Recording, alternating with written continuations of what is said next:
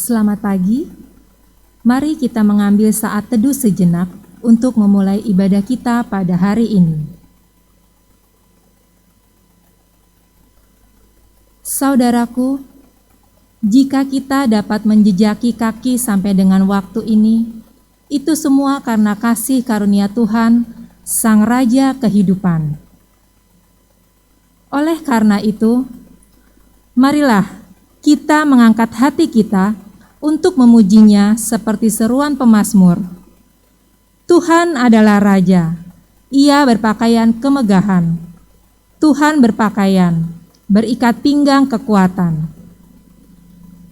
Sungguh telah tegak dunia, tidak bergoyang. Tahtamu tegak sejak dahulu kala, dari kekal Engkau ada.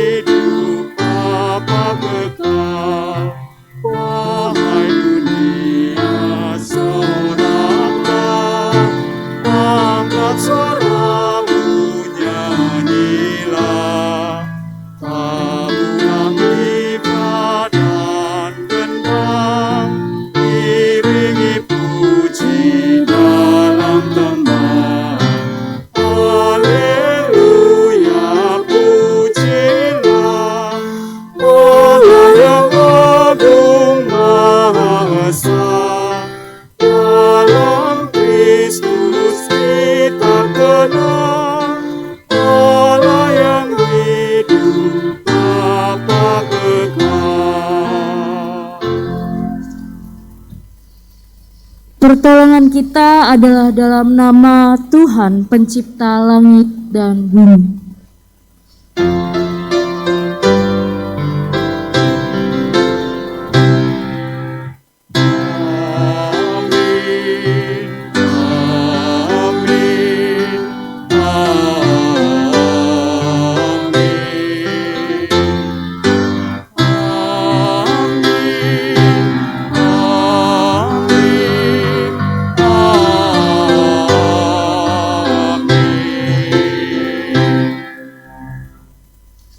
Kasih karunia dan damai sejahtera dari Allah Bapa kita dan dari Tuhan Yesus Kristus menyertai kita sekarang dan selamanya.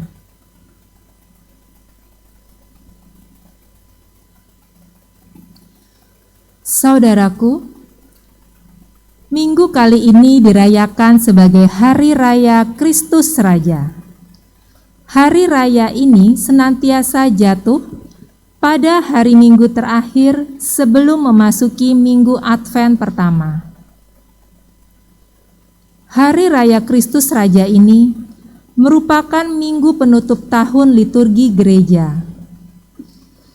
Pada awalnya, Minggu Kristus Raja dirayakan dalam rangka menentang ateisme dan sekularisme di zamannya, dengan menampilkan Kristus sebagai yang lebih tinggi dan lebih berkuasa daripada segala kekuatan dunia. Namun, sejak tahun 1970, perayaan ini mengalami perubahan penekanan, di mana Kristus lebih bercorak kosmis dan eskatologis. Merayakan Hari Raya Kristus Raja di tengah-tengah suasana pandemi tentu memerlukan sebuah pemaknaan yang kontekstual.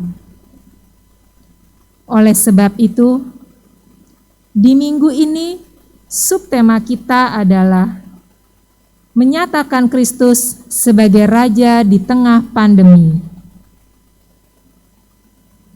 Melalui tema ini, kita diajak untuk tetap mengimani bahwa Tuhan Yesus adalah Raja sejati yang menuntun umat dalam perjalanan hidupnya di tengah pandemi ini.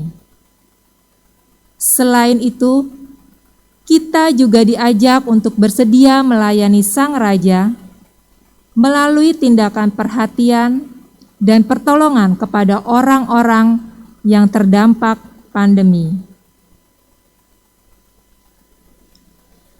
Marilah kita berdoa untuk mengakui dosa-dosa kita.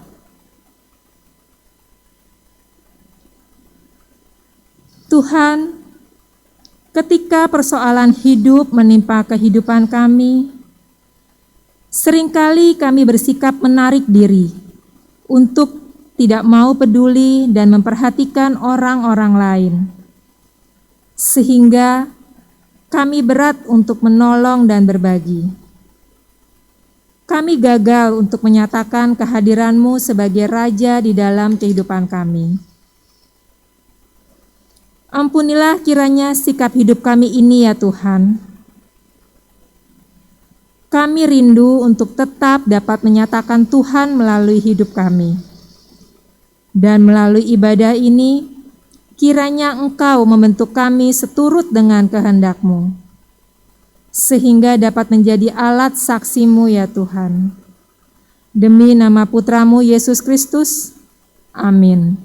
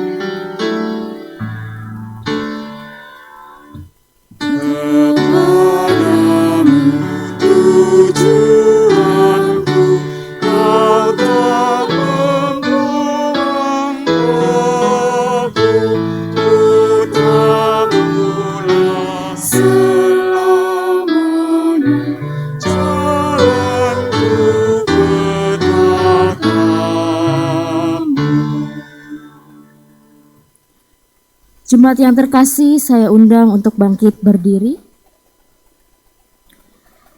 Inilah berita anugerah bagi kita semua.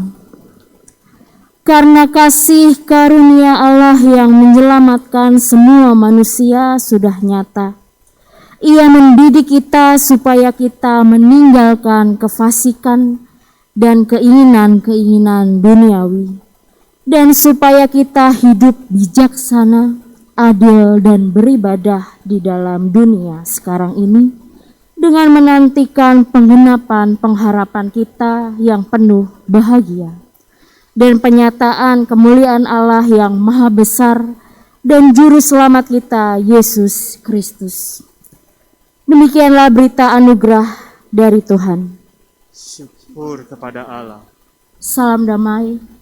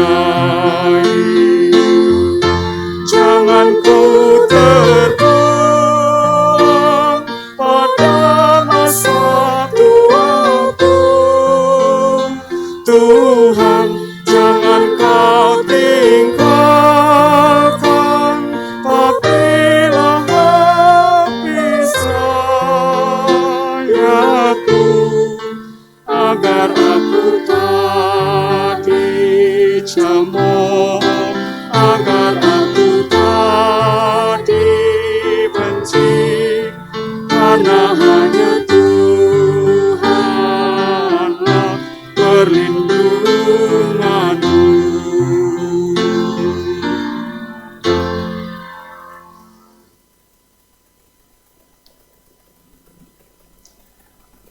Jemaat yang dikasihi Tuhan, sebelum kita memasuki pelayanan firman Tuhan, minggu ini kita akan membacakan Alkitab kita dengan leksionari atau 4 bacaan sebagai tanda tutup tahun liturgi gerejawi tahun A.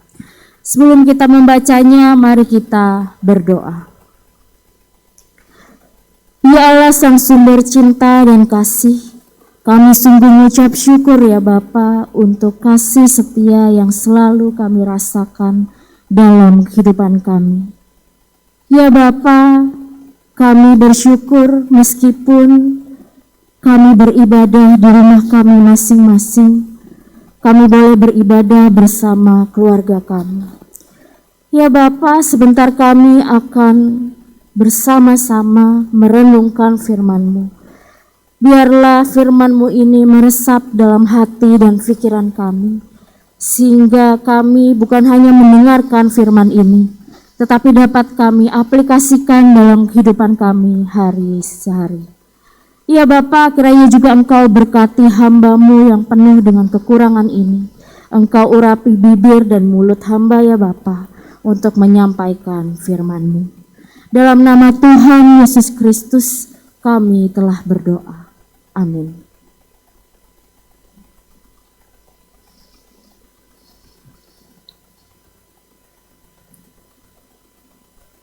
Bacaan pertama diambil dari kitab Yehezkiel pasal 34 ayat 11 sampai 16 dan dilanjutkan ayat ke-20 sampai ke-24 yang demikian.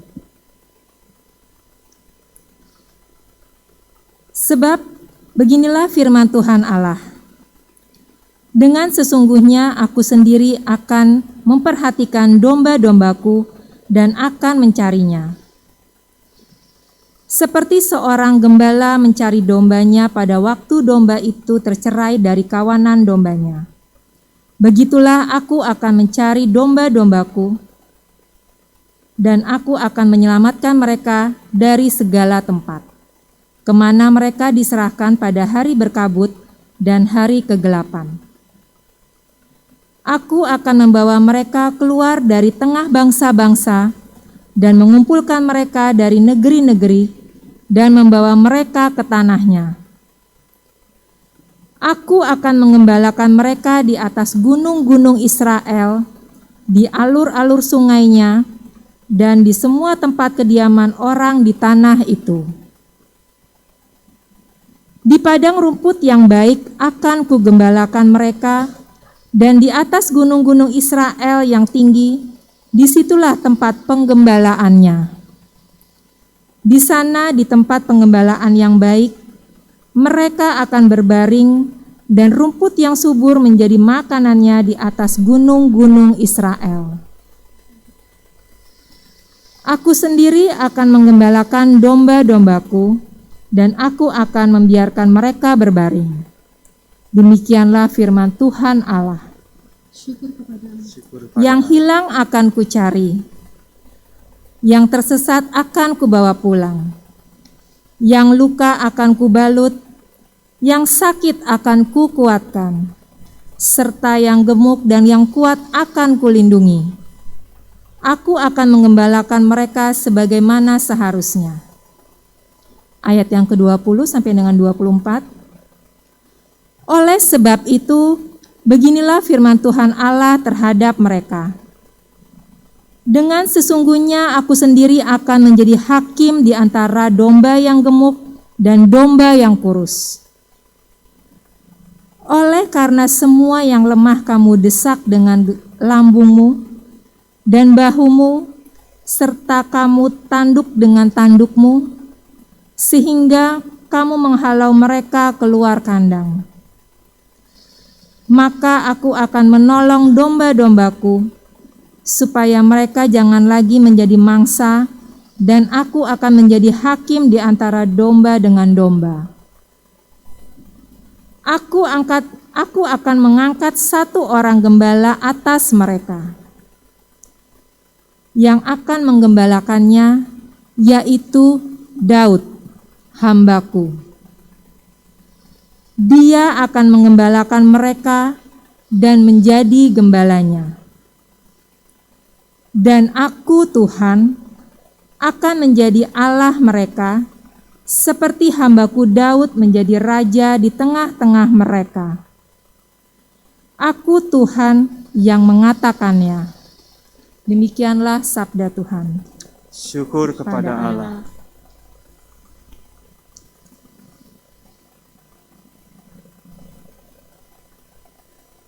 Marilah kita menanggapi bacaan pertama tadi dengan membaca Mazmur pasal 95 ayat 1 sampai dengan 7.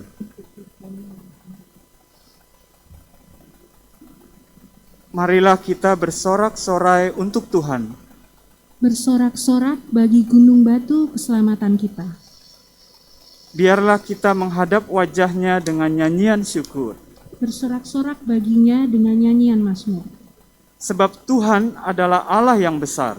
Dan Raja yang besar mengatasi segala Allah. Bagian-bagian bumi yang paling dalam ada di tangan-Nya. Puncak gunung-gunung pun kepunyaannya. Kepunyaannya laut, Dialah yang menjadikannya. Dan darat, tangannya lah yang membentuknya. Masuklah, marilah kita sujud menyembah. Berlutut di hadapan Tuhan yang menjadikan kita. Sebab Dialah Allah kita. Dan kitalah umat gembalaannya, dan kawanan domba tuntunan tangannya. Pada hari ini, sekiranya kamu mendengar suaranya.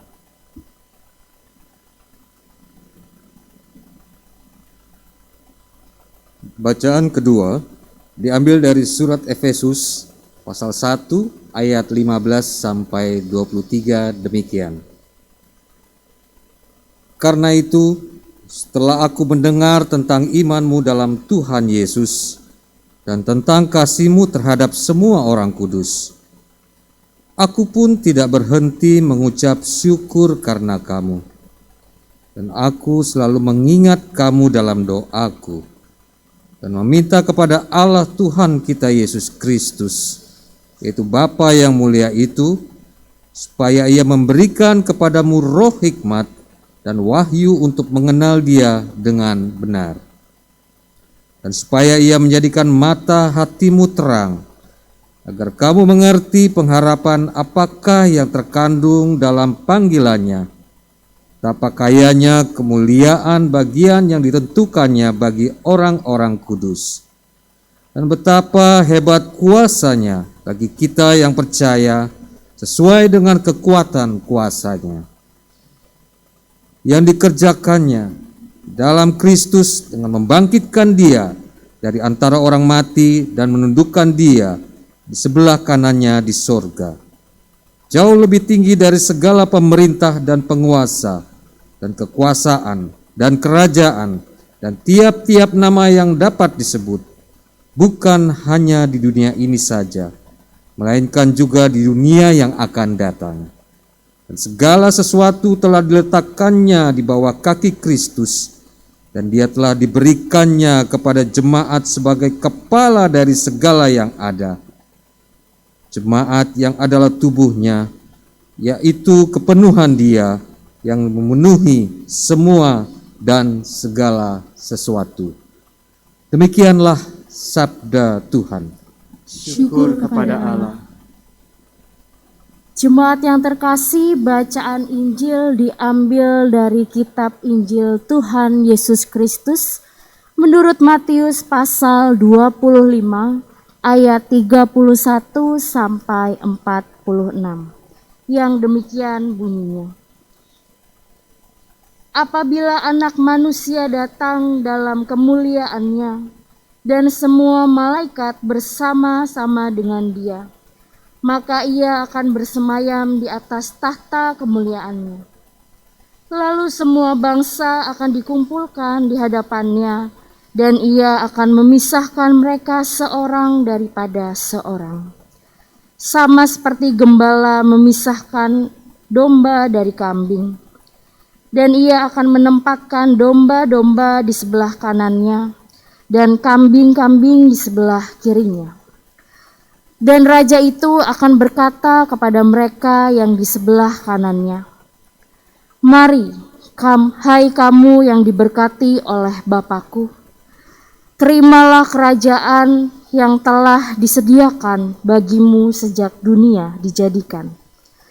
Sebab ketika aku lapar, kamu memberi aku makan. Ketika aku haus, kamu memberi aku minum. Ketika aku seorang asing, kamu memberi aku tumpangan. Ketika aku telanjang, kamu memberi aku pakaian. Ketika aku sakit, kamu melawat aku. Ketika aku di dalam penjara, kamu mengunjungi aku." Maka orang-orang benar itu akan menjawab dia, katanya, "Tuhan, bila manakah kami melihat Engkau lapar dan kami memberi Engkau makan, atau haus dan kami memberi Engkau minum? Bila manakah kami melihat Engkau sebagai orang asing dan kami memberi Engkau tumpangan, atau telanjang dan kami memberi Engkau pakaian? Bila manakah kami melihat Engkau sakit atau dalam penjara dan kami mengunjungi Engkau?" Dan raja itu akan menjawab mereka, "Aku berkata kepadamu, sesungguhnya segala sesuatu yang kamu lakukan untuk salah seorang dari saudaraku yang paling hina ini, kamu telah melakukannya untuk aku." Dan ia akan berkata juga kepada mereka yang di sebelah kirinya, "Enyahlah dari hadapanku, hai kamu orang yang terkutuk, enyahlah ke dalam api yang kekal yang telah sedia untuk iblis dan malaikat-malaikatnya. Sebab ketika aku lapar, kamu tidak memberi aku makan. Ketika aku haus, kamu tidak memberi aku minum. Ketika aku seorang asing, kamu tidak memberi aku tumpangan. Ketika aku telanjang, kamu tidak memberi aku pakaian. Ketika aku sakit dan dalam penjara, kamu tidak melawat aku." Lalu mereka pun akan menjawab dia, katanya, "Tuhan, bila manakah kami melihat Engkau lapar atau haus, atau sebagai orang asing, atau telanjang, atau sakit, atau dalam penjara dan kami tidak melayani Engkau?" Maka ia akan menjawab mereka, "Aku berkata kepadamu, sesungguhnya segala sesuatu yang tidak kamu lakukan untuk salah seorang dari yang paling hina ini, kamu tidak melakukannya juga untuk aku."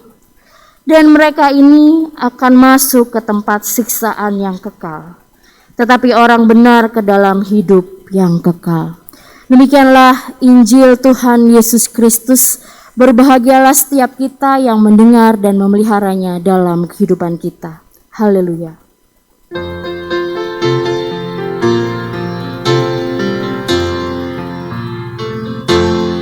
Haleluya, haleluya, pujilah Tuhanmu selamanya. Haleluya. Soraklah, agungkan namanya, pujilah Tuhanmu selamanya. Haleluya.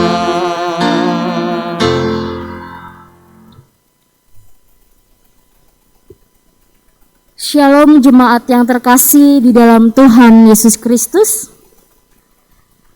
Jemaat yang terkasih, minggu ini gereja menghayati sebagai Minggu Kristus Raja. Gereja mengingat dan menghayati bahwa Kristus adalah Raja, baik di sorga maupun di bumi. Pertanyaan untuk kita adalah, mengapa gereja menetapkan Hari Raya Kristus Raja? Seperti yang diungkapkan dalam liturgi dalam kata pembuka tadi, hari raya ini senantiasa jatuh pada hari Minggu terakhir sebelum memasuki Minggu Advent pertama. Hari Raya Kristus Raja ini merupakan minggu penutup tahun liturgi gereja. Pada awalnya Minggu Kristus Raja dirayakan dalam rangka menentang ateisme dan sekularisme di zamannya, dengan menampilkan Kristus sebagai yang lebih tinggi, yang lebih berkuasa dari segala kekuatan di dunia. Namun sejak tahun 1970, perayaan ini mengalami perubahan penekanan, di mana Kristus lebih bercorak kosmis dan eskatologis. Bapak Ibu yang terkasih, ketika kita sudah mengetahui bahwa hari raya Kristus Raja seperti demikian, lalu sebagai gereja, apa yang bisa kita lakukan ketika hari ini kita merayakan hari raya Kristus Raja? Kalaupun kita melakukannya, lantas apa tujuannya? Terkait dengan hal ini, Efesus 1 ayat 21 menyatakan, jika kuasa Kristus melebihi segala pemerintahan dan penguasa, bukan hanya di dunia ini saja, melainkan juga dunia yang akan datang. Karena Dia adalah Raja yang berkuasa dari dulu, sekarang, sampai selama-lamanya. Lalu kita sebagai rakyatnya, kita sebagai umatnya, apa yang bisa kita lakukan? Menyedihkan sang raja atau menyenangkan sang raja? Tentu jawabannya yang kedua, yaitu menyenangkan sang raja. Ternyata menyenangkan sang raja itu tidak perlu neko-neko, Bapak Ibu. Seperti yang Injil Matius tuliskan dalam pasal 25 ayat 31 sampai 45. Juga menggambarkan bagaimana kelak Kristus akan datang kembali sebagai Raja untuk menjadi hakim yang adil bagi semua orang tanpa terkecuali.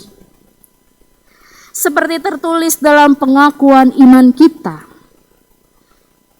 dan akan datang dari sana untuk menghakimi orang yang hidup dan yang mati. Jemaat yang terkasih, terkait dengan hari penghakiman, dalam Matius yang kita baca pada hari ini, memberikan gambaran kepada kita bagaimana penghakiman itu akan berlangsung. Dan orang yang seperti apakah yang akan dibenarkan oleh Tuhan. Dalam Injil Matius juga melalui perumpamaan pemisah tentang domba dan kambing, memberikan gambaran jika pada hari penghakiman semua orang akan dikumpulkan dan kemudian dipisahkan dalam dua kelompok. Kelompok pertama adalah kelompok domba yang ditempatkan di sebelah kanan. Disebut sebagai yang diberkati Bapakku dalam ayat ke-34. Mereka dianugerahi kerajaan. Apa yang membuat mereka dianugerahi kerajaan ini?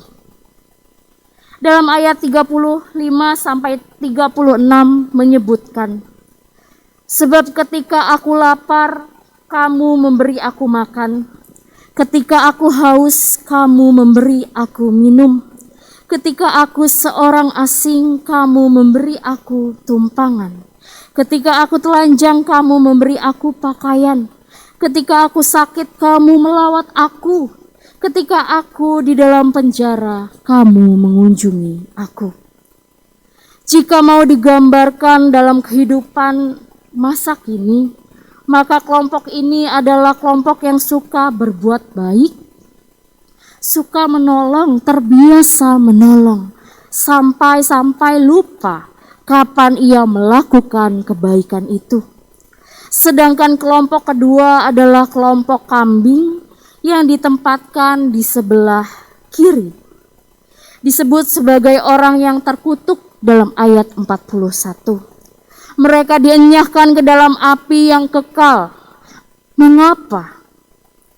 Jika digambarkan juga dalam kehidupan, tipe ini adalah tipe di mana seseorang yang membiasakan diri tidak mau menolong, meski ia tahu orang yang ada di hadapannya membutuhkan pertolongan. Ia adalah seorang yang cuek, ia adalah seorang yang tidak peduli, ia adalah seorang yang acuh dan lain sebagainya. Apa yang membuat mereka dienyahkan ke dalam api kekal, Bapak Ibu? Dalam ayat 42 sampai dengan 43 disebutkan, sebab ketika aku lapar, kamu tidak memberi aku makan. Ketika aku haus, kamu tidak memberi aku minum. Ketika aku seorang asing, kamu tidak memberi aku tumpangan. Ketika aku telanjang, kamu tidak memberi aku pakaian. Ketika aku sakit dan dalam penjara, kamu tidak melawat aku. Ternyata pemisah itu terkait dengan perbuatan yang mereka lakukan selama hidup mereka, yaitu kepedulian kepada sesama. Apakah hal itu berarti bahwa keselamatan kita bergantung pada perbuatan-perbuatan baik kita? Untuk menjawab ini, saya mengajak kita untuk mencermati fakta yang menarik yang diungkapkan dalam Matius. Mereka yang berada di sebelah kanan ternyata tidak ingat dan tidak menyadari bahwa mereka pernah melakukan perbuatan-perbuatan baik itu. Ketika Yesus berkata kepada mereka yang ditempatkan di sebelah kanannya, jika mereka telah memberinya makan ketika ia kelaparan, dan ia telah memberinya pakaian ketika ia telanjang. Ternyata mereka malah terkejut dan bertanya, kapan kami melakukan semuanya itu? Kami tidak mengingat kapan kami mengunjungi engkau saat engkau ada di penjara. Kami juga tidak ingat kapan kami memberi engkau makan. Mengapa mereka tidak mengingatnya, Bapak Ibu? Mengapa mereka tidak ingat bahwa mereka pernah melakukan hal-hal baik itu? Karena perbuatan baik itu mengalir secara alamiah dari diri mereka. Perbuatan baik itu sudah menjadi bagian yang tak terpisahkan dari kehidupan mereka sehari-hari. Ketika mereka menjumpai orang yang membutuhkan pertolongan, secara alamiah mereka tergerak untuk menolong. Mereka tidak memiliki pikiran dan tujuan lain selain untuk menolong. Mereka bukan mencari wah atau karena saya nih, karena saya tolong nih, berkat saya, atau untuk ajang memegahkan diri karena kita sudah berbuat baik. Dari sini kita melihat jika poin utamanya ternyata bukan tentang perbuatan baik menentukan keselamatan. Poin utamanya adalah jika iman kepada Kristus semestinya menghasilkan perubahan cara pandang dan sikap hidup. Salah satunya adalah menghasilkan kepedulian kepada sesama. Iman kepada Kristus semestinya secara alamiah merubah cara pandang dan sikap hidup kita. Bapak Ibu yang terkasih, dalam hal ini kita menjadi semakin memiliki pikiran dan hati seperti Kristus, yaitu pikiran dan hati yang dipenuhi dengan belas kasih, yang dipenuhi dengan kepedulian kepada sesama. Dengan kata lain, kepedulian kepada sesama semestinya mengalir secara alamiah dalam hidup orang beriman, dalam hidup orang percaya. Jika kepedulian dan belas kasih tidak terlihat dalam kehidupan orang percaya, maka hal itu justru menjadi pertanyaan. Tuhan Yesus pun berkali-kali menyatakan pohon yang baik dikenali dari buahnya yang baik. Demikian juga iman. Iman adalah perbuatan yang dapat terlihat oleh orang lain. Iman yang baik adalah iman yang dikenali dari buahnya, yaitu perbuatan-perbuatan yang baik. Jadi sekali lagi, ini tidak berbicara tentang perbuatan baik menentukan keselamatan kita, tetapi iman yang sudah semestinya melahirkan perbuatan baik. Di antaranya belas kasih dan kepedulian kepada sesama. Jemaat yang terkasih, jika kita mau mengkaitkan dengan perjanjian lama tentang konsen keadilan, konsen sang raja tentang menolong sesama ternyata sudah disoroti sejak zaman Nabi Yehezkiel. Kitab Yehezkiel menuliskan dengan sangat jelas bagaimana Tuhan mengutuk para pemimpin bangsa Israel yang saat itu hanya mementingkan diri sendiri, mementingkan ego sendiri, dan tidak memperdulikan nasib umat yang dipimpinnya pada saat itu. Maka dari itu sang raja memperlihatkan bahwa ia sangat marah ketika umat Israel tidak menegakkan keadilan dan kebenaran. Hal yang sama juga dituliskan dalam Injil Matius. Yesus Kristus menegur dengan keras mereka yang tidak peduli terhadap sesamanya. Sebaliknya Yesus Kristus tak ragu memuji mereka yang menunjukkan sikap peduli kepada sesamanya. Mereka yang telah menunjukkan kepedulian kepada sesamanya, Yesus Kristus berfirman pada ayat yang ke-34 dan 36. Mari, hai kamu yang diberkati oleh Bapa-Ku, terimalah kerajaan yang telah disediakan bagimu sejak dunia dijadikan. Sebab ketika aku lapar, kamu memberi aku makan. Ketika aku haus, kamu memberi aku minum. Ketika aku seorang asing, kamu memberi aku tumpangan. Ketika aku telanjang, kamu memberi aku pakaian. Ketika aku sakit, kamu melawat aku. Ketika aku di dalam penjara, kamu mengunjungi aku. Dari peristiwa ini kita melihat bahwa Kristus Sang Raja adalah Allah yang sangat care. Sehingga jika kita bertanya bagaimana menyenangkan hati Sang Raja, jawabannya adalah memperlakukan Kristus itu sebagai Raja dalam sikap kehidupan kita. Sikap yang Raja tunjukkan adalah sikap kepedulian, sikap belas kasih. Berbicara tentang kepedulian, hal ini penting untuk kita perhatikan dengan serius.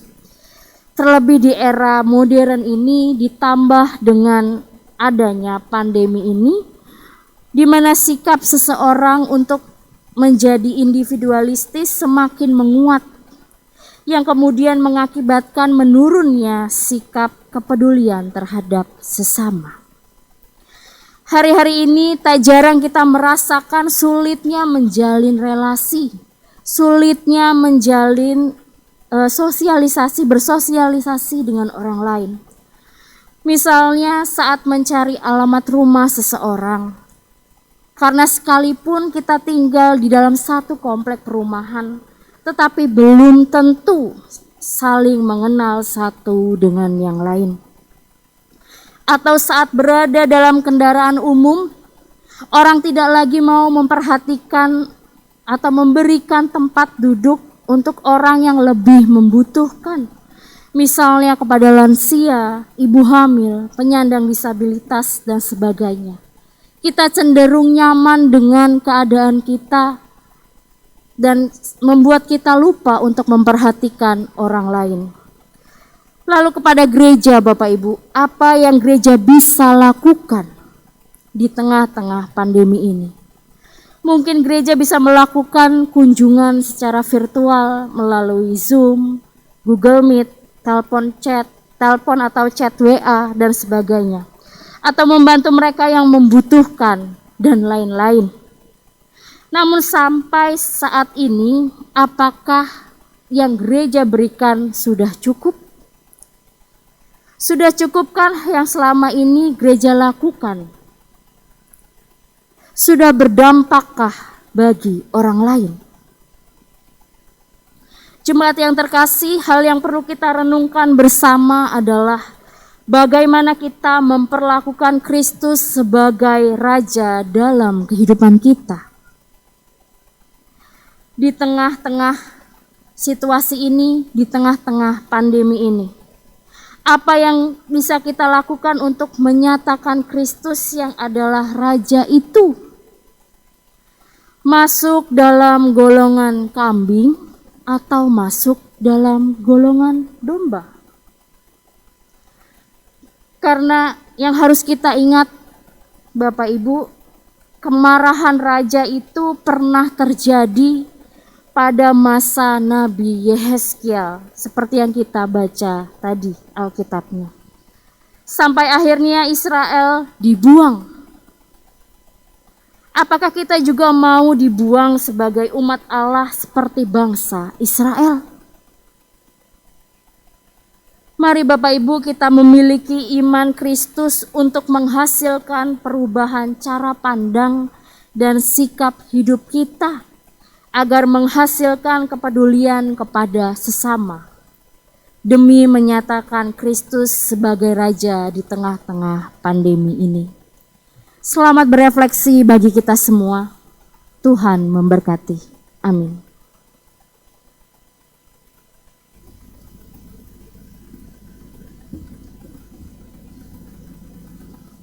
Yesus.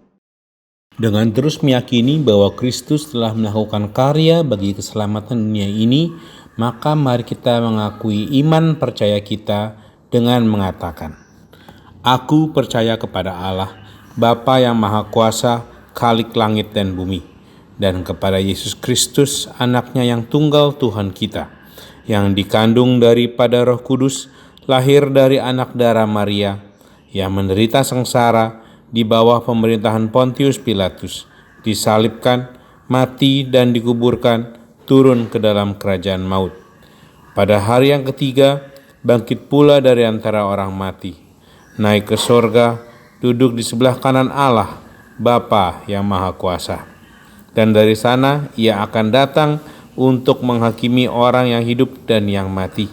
Aku percaya kepada Roh Kudus, gereja yang kudus dan am, persekutuan orang kudus, pengampunan dosa, kebangkitan orang mati, dan hidup yang kekal.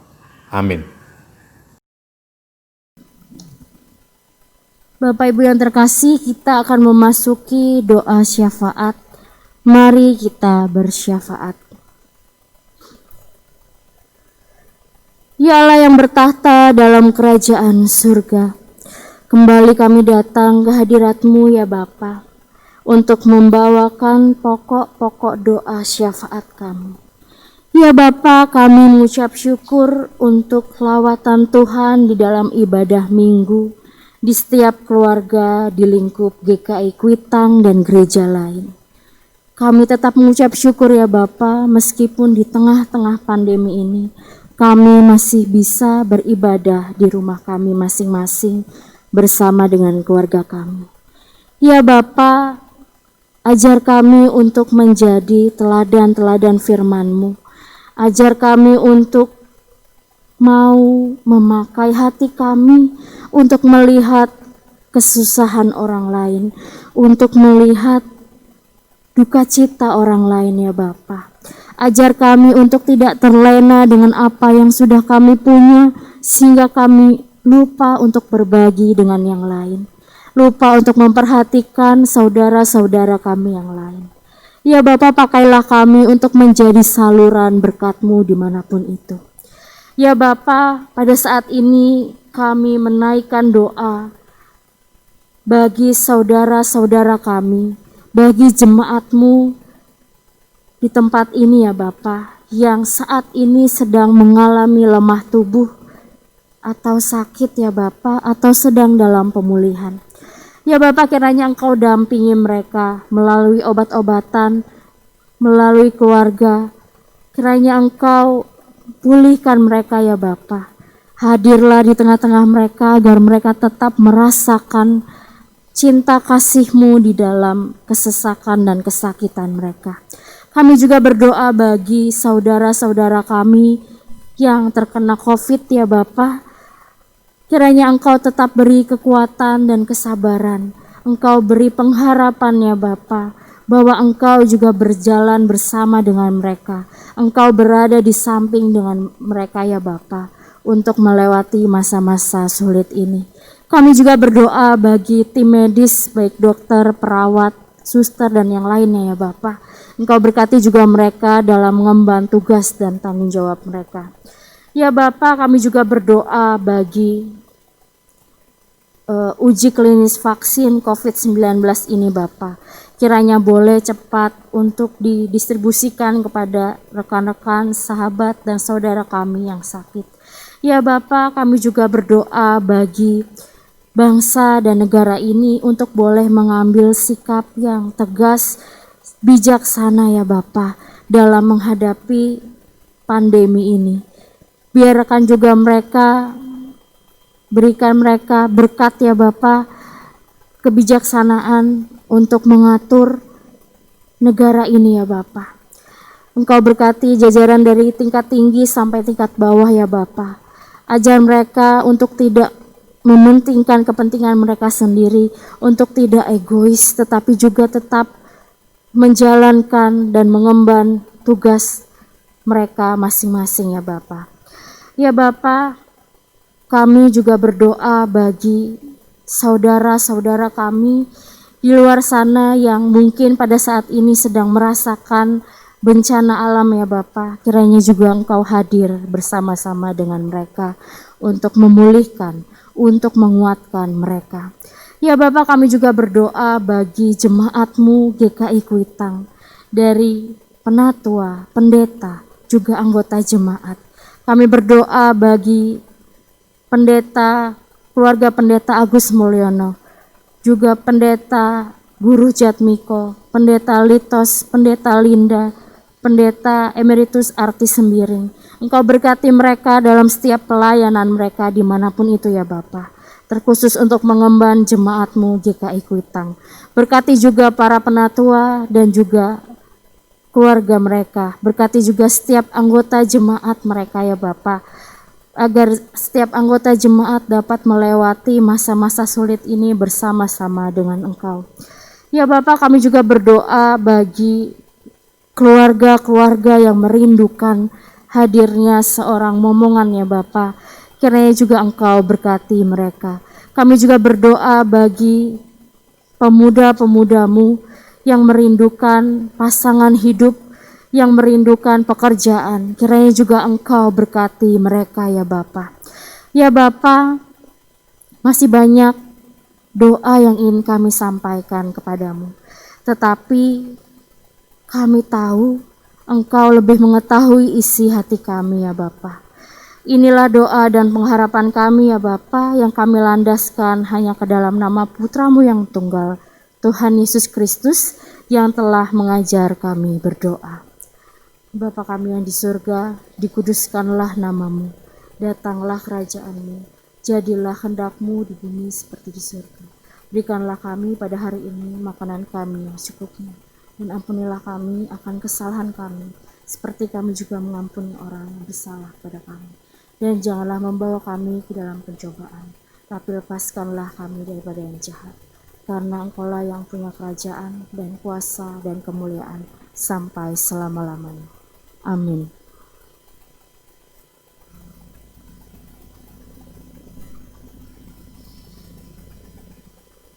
Bapak, Ibu, dan saudaraku yang terkasih, tibalah saatnya kita diberikan kesempatan untuk memberikan persembahan syukur kita. Inilah firman Tuhan yang mendasari persembahan kita, yang terambil dari Mazmur 30 ayat 12 sampai 13. Aku yang meratap telah Kau ubah menjadi orang yang menari-nari. Kain kabungku telah Kau buka, pinggangku Kau ikat dengan sukacita, supaya jiwaku menyanyikan mazmur bagimu dan jangan berdiam diri.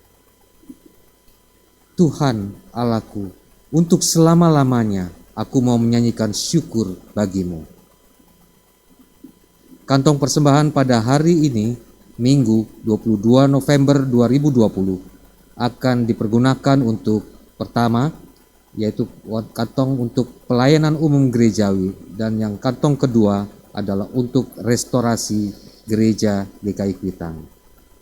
Untuk mengiringi persembahan, mari kita naikkan pujian dari NKB 132 ayat 1 sampai 2, bersukacitalah yang halis hatinya.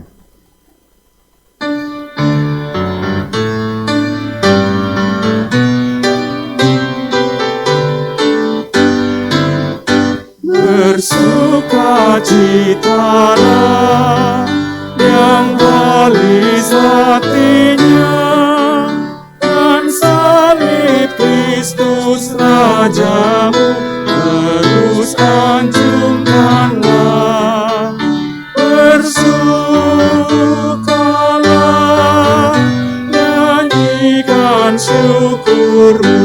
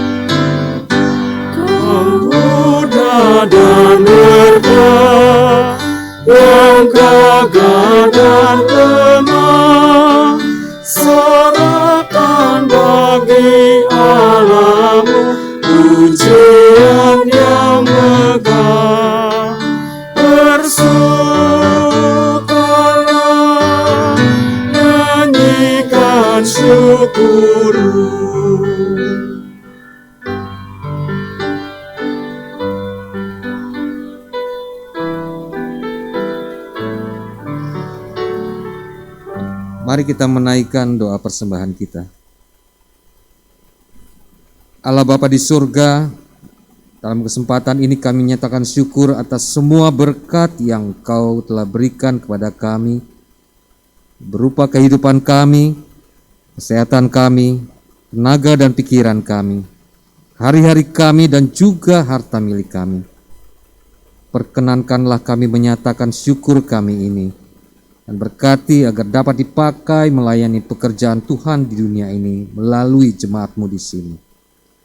Berkatilah dan kuduskan persembahan kami ini ya Tuhan. Dalam nama Tuhan kami Yesus Kristus kami menaikkan doa kami. Amin.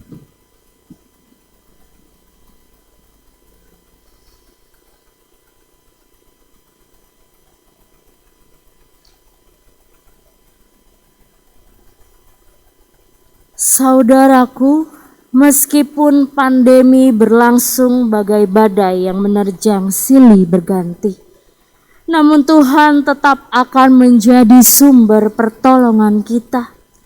Sebab Dia adalah Sang Raja Agung yang tidak akan membiarkan anak-anaknya berjuang sendirian. Bahkan Dia tetap bersedia diutus untuk menjadi saksi yang hidup.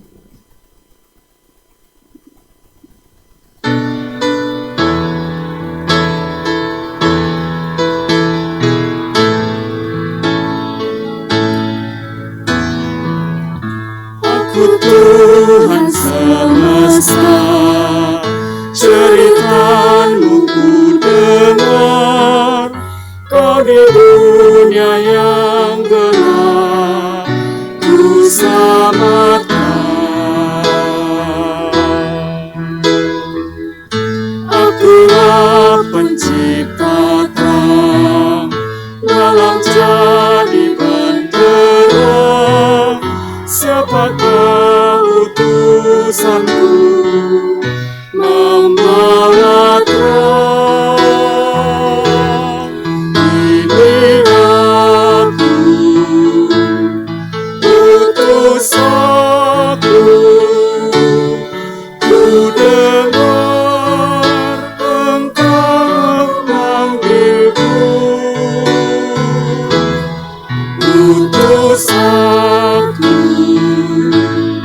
tuntun aku, ku prihatin akan umat-Mu.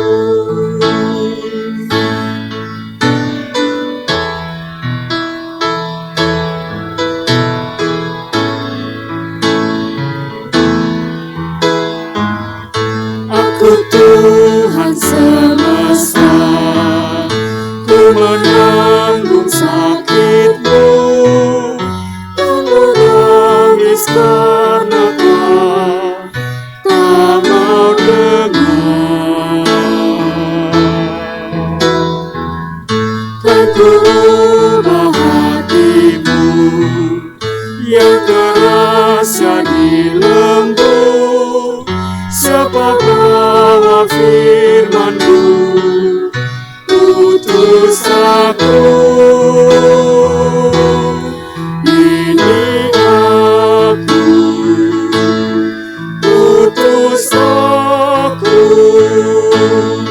Ku dengar Engkau memanggilku. Utus aku, tuntun aku. Ku prihatin akan umat-Mu.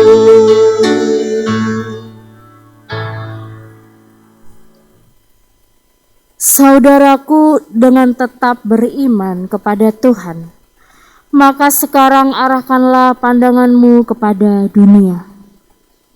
Dengan tetap berpegang pada Kristus, kami mengarahkan pandangan kami kepada dunia. Jadilah sahabat sesama. Sebab kami rindu mempersaksikan Kristus, Terpujilah Allah, Bapa, Anak, dan Roh Kudus. yang tidak pernah memisahkan kami dari kasih-Nya sekarang dan selama-lamanya. Kini pergilah dalam damai sejahtera dan terimalah berkat dari Tuhan. Tuhan memberkati kita dan melindungi kita. Tuhan menyinari kita dengan wajah-Nya dan memberi kita kasih karunia. Tuhan menghadapkan wajah-Nya kepada kita dan memberi kita damai sejahtera.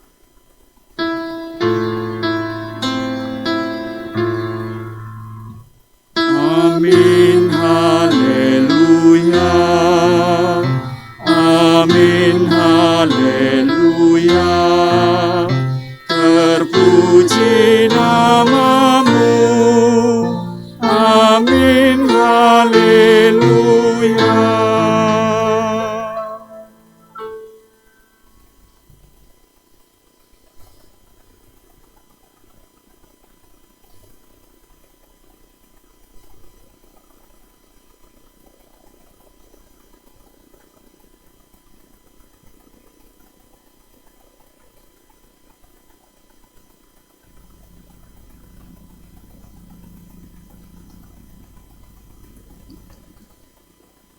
Puji syukur pada Tuhan, ibadah kita pada hari ini sudah selesai.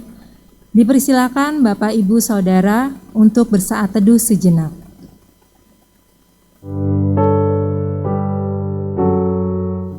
Selamat hari Minggu, selamat melanjutkan kehidupan. Stay safe and stay healthy.